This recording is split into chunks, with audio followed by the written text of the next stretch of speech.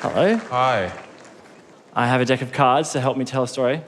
Alicia, can you help me out? Can you give them a little shuffle?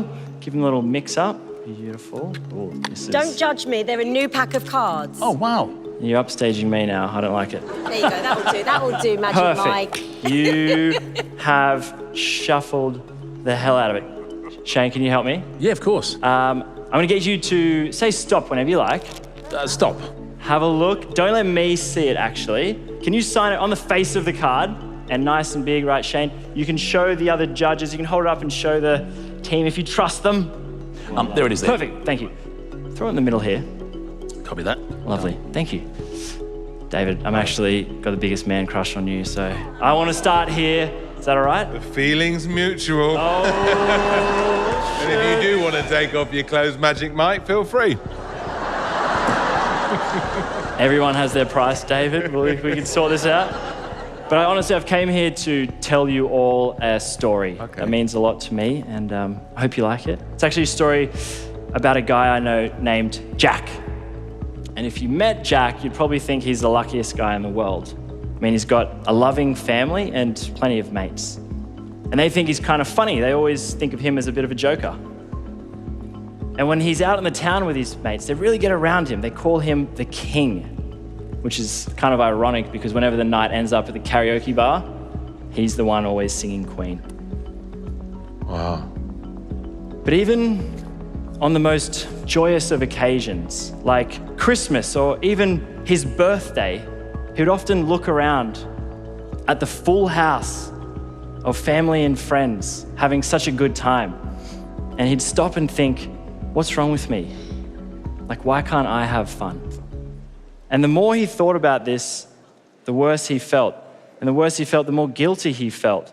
And all of a sudden, he'd have shame and become flush with emotion. So what would Jack do? He'd find a nice, quiet room in the house and cry.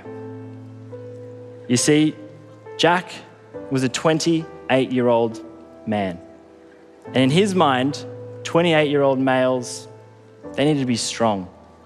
They don't talk about their feelings. And it wasn't until he learnt that 1 in 10 Australians actually seek professional help that he realised he wasn't alone. And that's what gave him the courage to talk to his friends. And when he did, they thought it showed true heart to talk about his feelings.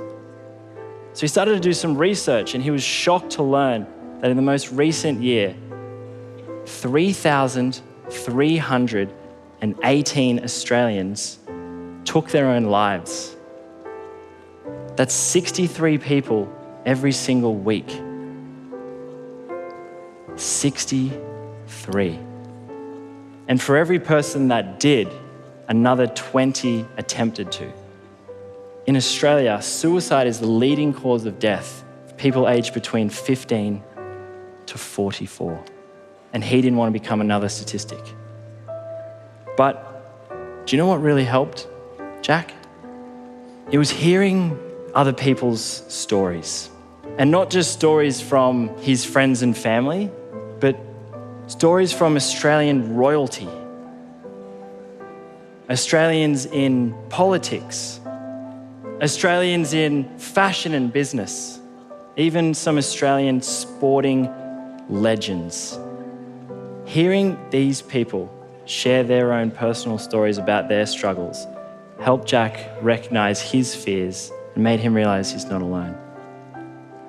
So do you know what Jack decided to do? Jack decided to share his story on Australia's Got Talent.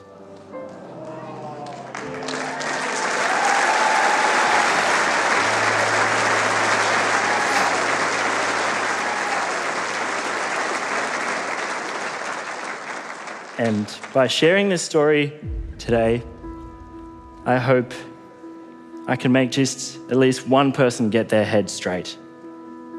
So now more than ever, do we need people to have the courage to reach out. There's a trained professional just a phone call away, 24/7. Don't cry, mate. Thank you. I want all Australians, genuinely, who are struggling with their mental health, to remember that without the rain, there can be no rainbow. because I want all Australians to shine bright like a diamond. Thank you.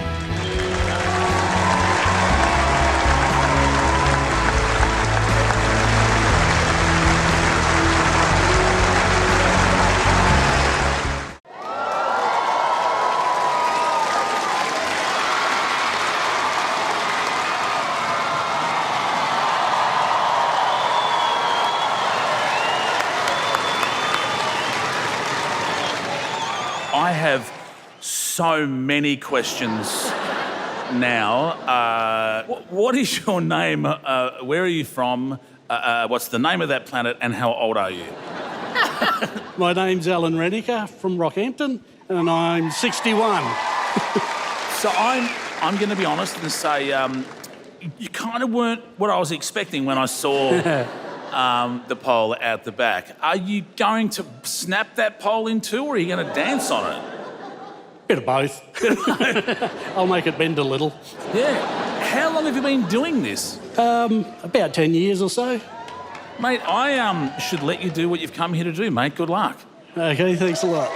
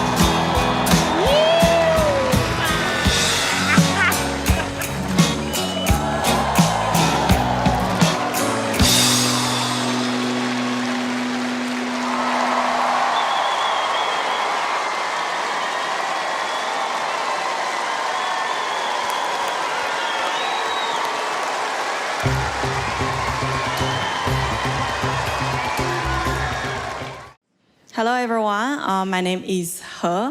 It's spelled as H-E, and that's it. Yes, it is my name. It is not my pronoun. People get confused all the time. The other day I was drinking in a pub. This cute bloke came up to me. He was like, yo, what's your name? I said, my name is He. He was like, huh? I said, H-E, sir. And he said, nice to meet you, Ho. I was like, what? Excuse me? I am not a hoe. You know, that's my cousin. Yeah, she is a hoe. You know? Her mom is a hoe. And her dad is a hoe too, you know? Those hoes are loyal, though. Yeah. As you can tell from my outfit, that I was made in China. Yes. Look, guys, I'm really sorry for the COVID. Yeah, I'm sorry for it, but I didn't do it.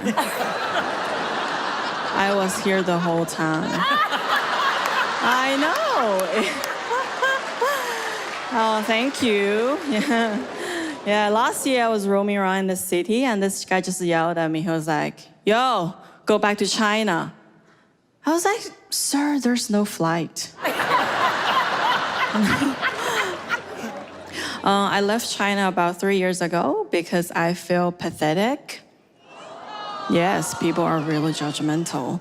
If you're like me, over the age of 27, not dating or not married in China, you'll be called leftover ladies. I know it is brutal, but I love leftovers. Come on, who doesn't love Chinese leftovers? Yeah. Yeah, The best. I know. Thank you.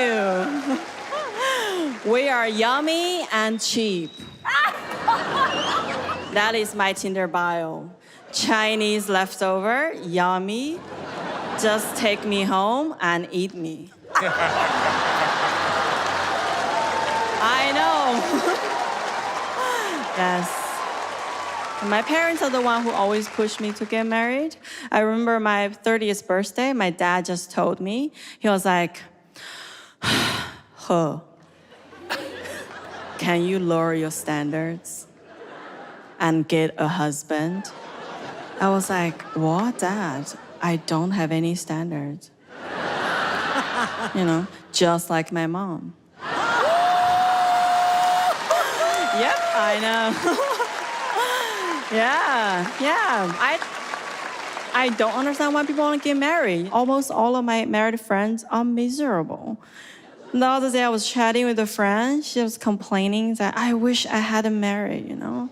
All the BS from my in-laws. My husband is lazy. My kid is a failure. I was like, what the heck, Mom? Are you serious, you know? No wonder I'm not married. That's my time. Thank you guys so much.